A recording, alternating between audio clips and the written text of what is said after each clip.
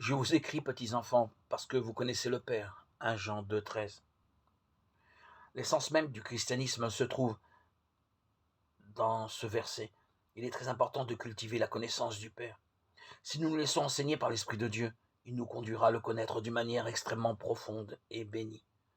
Voilà ce qu'est en réalité le christianisme. C'est la révélation du Père par le Fils. Pourtant, il semble qu'aujourd'hui, peu d'enfants de Dieu goûtent le bonheur de connaître le Père et son amour.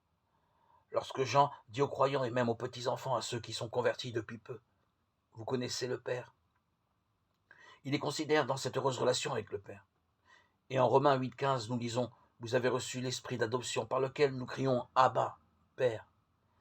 Cette expression bénie englobe la relation, la jouissance de la relation et de l'affection. Nous avons encore cette expression parce que vous êtes fils. Dieu a envoyé l'esprit de son Fils dans nos cœurs, criant Abba, Père. Galates 4,6. Tel est le langage normal du chrétien et de ce que le Père souhaite entendre. Bien qu'ayant reçu l'Esprit de Dieu, attachons-nous assez de valeur à la jouissance de notre relation avec le Père et à la connaissance de l'amour du Père. La parole établit ce grand fait. Bien-aimés, nous sommes maintenant enfants de Dieu. 1 Jean 3,2. Notre relation aujourd'hui, c'est celle de celui qui disait quand il était sur la terre, Abba, Père, Marc 14,36.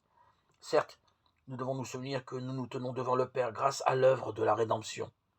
C'est en nous tenant sur cette base que nous pouvons, vous et moi, entrer maintenant par grâce dans cette relation avec Dieu et en jouir comme il est, lui, Jésus.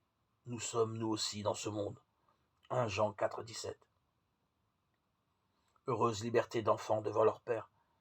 Dans ta communion, ô Dieu, tes bien-aimés peuvent déjà goûter dans la pleine lumière la douceur des liens que ta grâce a formés dans leur cœur.